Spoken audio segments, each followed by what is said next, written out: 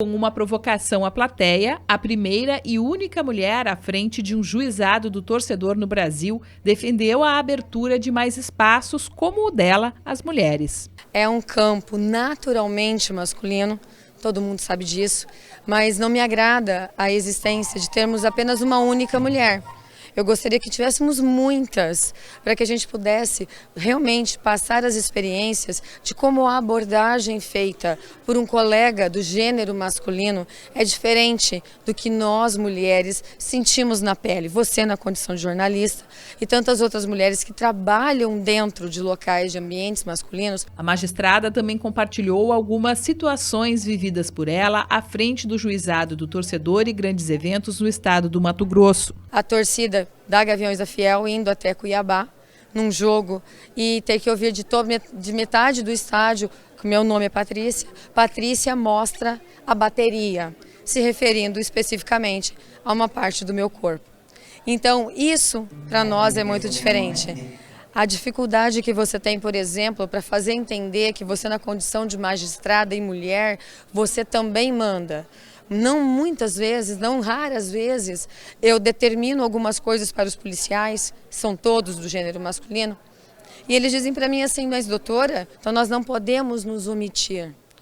O olhar, a perspectiva feminina, ela tem que estar dentro, inclusive dos estádios de futebol. A jornalista esportiva Kelly Costa, que sofreu preconceito durante a atuação profissional e que deu início ao movimento Deixa Ela Trabalhar, foi uma das painelistas. O vídeo ganhou repercussão internacional, com depoimentos de jornalistas que denunciam o assédio moral, sexual e o machismo.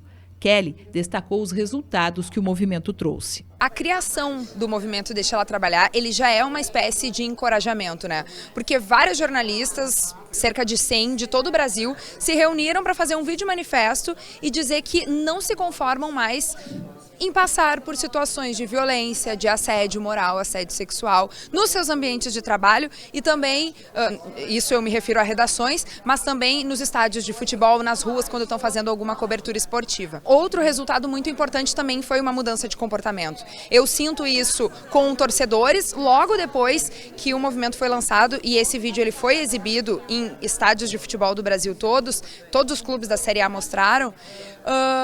Os torcedores nos acolheram muito bem e disseram várias vezes para mim, Kelly, tu és muito bem-vinda no estádio de futebol e a gente te respeita.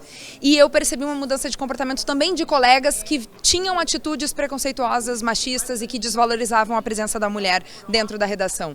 Então, acho que são aspectos muito importantes e são frutos também desse movimento. A jornalista também defendeu maior valorização do futebol feminino, que atualmente conta com 348 profissionais homens nas comissões técnicas e apenas 104 mulheres. Falar sobre esse tema, tanto do preconceito, quanto do tema do futebol feminino e do contexto que isso envolve a mulher, é extremamente importante. Eu acho mesmo, um caminho sem volta, né? A gente tratar de futebol feminino, a gente tratar de presença da mulher na imprensa esportiva. E denunciar também é extremamente importante. A jornalista Débora de Oliveira também defende que a exposição dos agressores é importante para combater o preconceito e a violência contra a mulher. Eu acho que hoje a diferença maior, porque eles ainda existem, né, os preconceituosos, os machistas, os agressores verbais, que a gente vê agressões físicas e verbais que machucam, que magoam, que às vezes distorcem e destroem todo um trabalho, né, toda uma dedicação de anos para buscar um espaço no mercado e para ter uma carreira consolidada nesse meio que é tão exigente. Mas eu vejo que hoje existem as câmeras, existem as testemunhas próximas e que isso faz com que eles sejam cada vez mais descobertos, né? E quando descobertos, acabam sendo expostos e aí sim a gente pode, aquela sementinha, como eu disse antes, plantar para que não se repita. Né? Porque, infelizmente, a gente não consegue mudar o ser humano quando ele tem absorvido nele, né, o lado ruim do pensamento, mas a gente pode ir expondo ele vendo como todos pensam o contrário dele, fazê-lo repensar talvez, né? Sobre este tema, o desembargador da 8ª Câmara Criminal do Estado de São Paulo e membro da Comissão do Juizado do Torcedor diz que por lá avanços já são percebidos. Em São Paulo, nós percebemos isso quando das torcidas únicas, né? Em que muitos maridos começam a levar esposas e filhos, e há uma diferenciação de você levar a torcida comum e a torcida organizada.